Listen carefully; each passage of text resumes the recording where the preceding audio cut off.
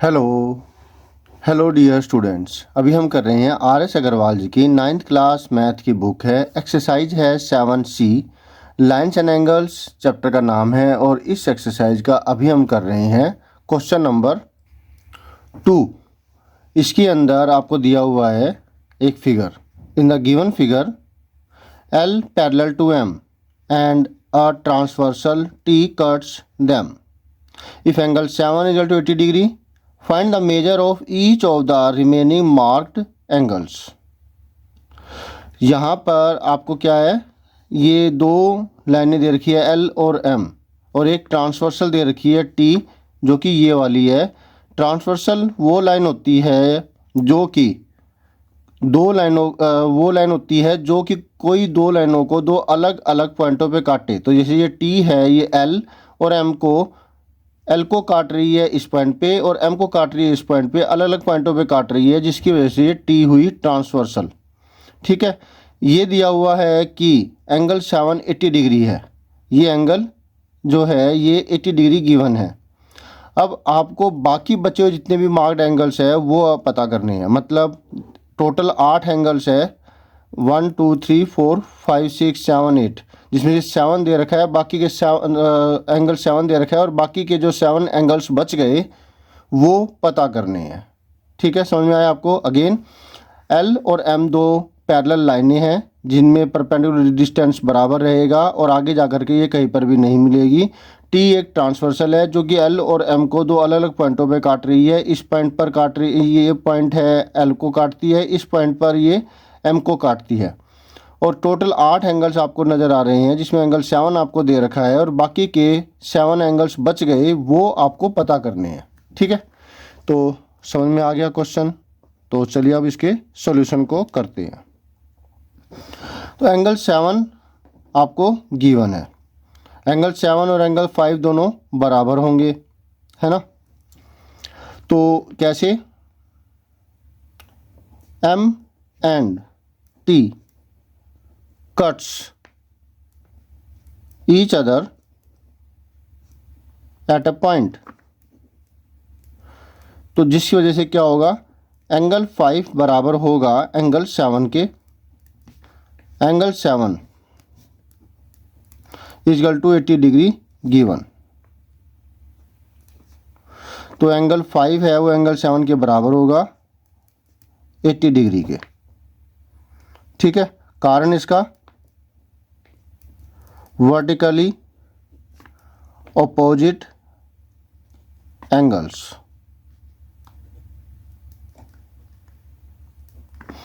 अब linear pair की मदद से हम एंगल 8 या फिर एंगल 6 निकाल लेंगे। Because M is a straight line.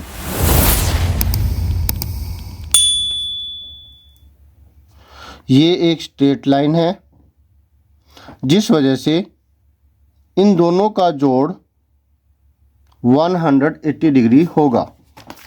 जैसे मैं यहाँ पर ये एक स्ट्रेट लाइन ड्रॉ करूँ और इस प्रकार से ये बनाऊँ, तो ये स्ट्रेट लाइन है, तो इन दोनों का जो जोड़ होगा वो 180 डिग्री होगा, एक स्ट्रेट एंगल के बराबर होगा।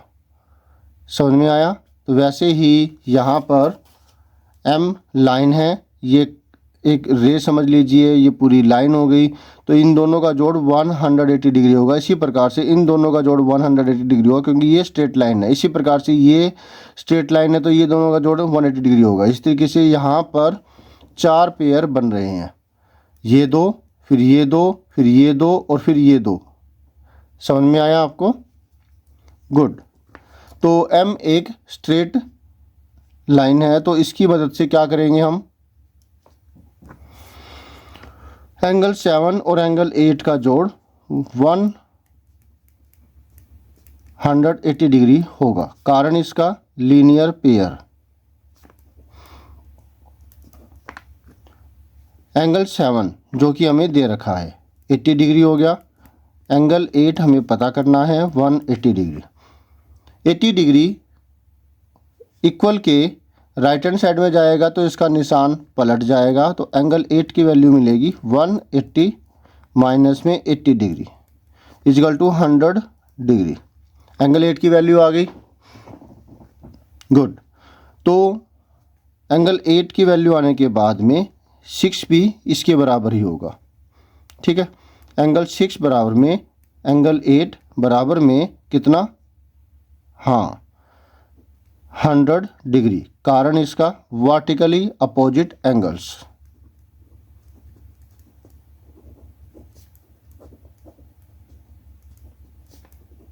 इसकी शॉर्ट फॉर्म है वो VOA होती है। तो ये दोनों भी बराबर हो गए। अब हमारे 4 एंगल निकल गए हैं, बाकी के 4 एंगल जो उधर वाले हैं ये आसानी से निकल जाएंगे। हम इसमें इस्तेमाल करेंगे कोरस्पॉन्डिंग एंगल्स का। ठीक, प्रॉपर्टी कौन कौन सी इस्तेमाल कर लिया अब तक हमने? वर्टिकली अपोजिट एंगल्स और लीनियर पेयर। अब हम करने जा रहे हैं कोरस्पॉन्डिंग एंगल्स की प्रॉपर्टी का। कोरस्पॉन्डिंग एंगल्स को समझ लीजिए कि अगर दो लाइनें दो ये लाइन सेगमेंट है या फिर कह लीजिए ये लाइनें हैं इस प्रकार से और ये ट्रांसवर्सल है, तो ये वाला एंगल और ये वाला एंगल ये कोरस्पॉन्डिंग एंगल्स कहलाएंगे। इसी प्रकार से ये वाले और बना ही देता हूँ, ये दोनों हो गए पेयर, 4 पेयर बनेंगे। ये वाले दोनों के दोनों एंगल्स और फिर ये वाले दोनों के दोनों एंगल्स और फिर ये वाले कौन से रह गए? ये वाले दोनों के दोनों एंगल्स। तो इस प्रकार से ये 4 पेयर बनते हैं। समझ में आया आपको? ये कोरस्पॉन्डिंग एंगल्स के हैं। 2 ऊपर की तरफ हो गए, एक इंटीरियर है और एक एक्सटीरियर है। ये लेफ्ट हैंड साइड में है ट्रांसवर्सल के, ये राइट हैंड साइड में है। ये वाला ये वाला इंटीरियर हुआ, ये एक्सटीरियर हुआ, एक इस तरफ है और एक इस तरफ है।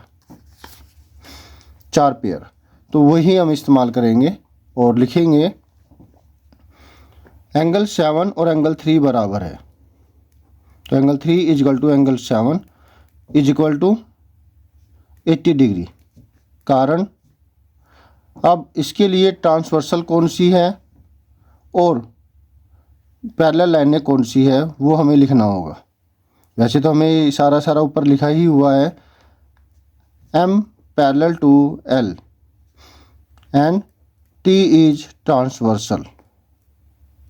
अब आगे दोबारा नहीं लिखेंगे इसको ट्रांसवर्सल। तो हुआ ये क्या था वो नाम? Corresponding angles.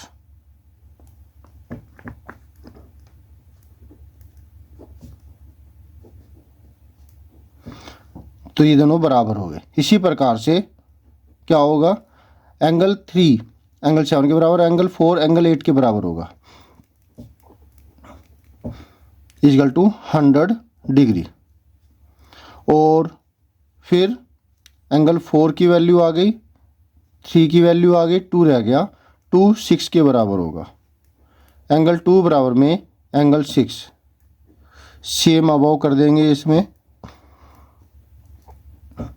रीजन इसका कारण ये है सेम,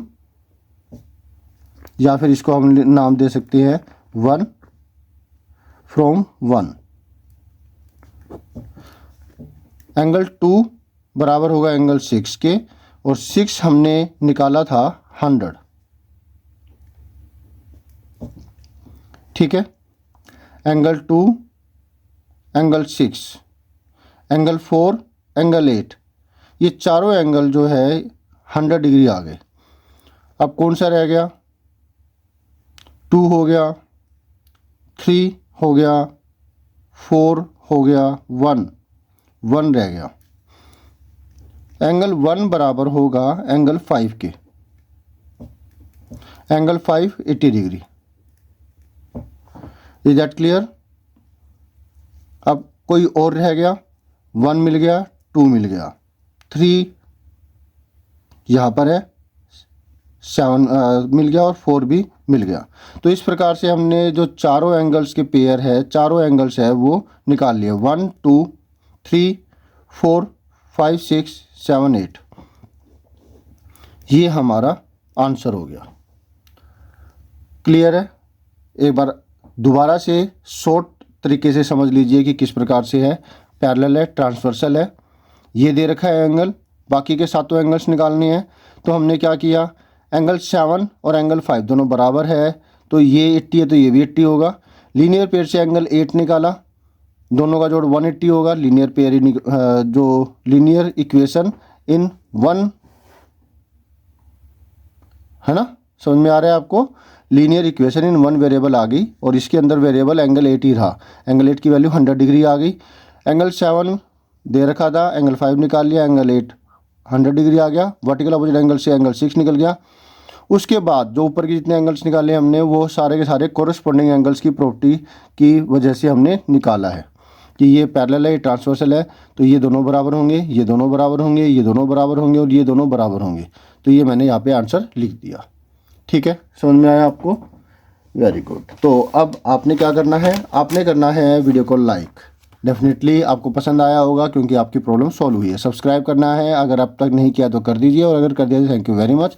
शेयर कीजिए अपने दोस्तों से ताकि वो भी इससे फायदा ले सके। कमेंट कीजिए अगर आप कुछ पूछना चाहते हैं, कुछ कहना चाहते हैं। बेल आइकन के बटन को दबाना मत भूलिएगा, साथ साथ ऑल पर भी क्लिक कर दीजिएगा ताकि आपको लेटेस्ट अपडेट मिलती रहे। तो thank you students for watching your on video. In the next video में जिसमें हम करेंगे नेक्स्ट को solution. Always have a great time. Bye.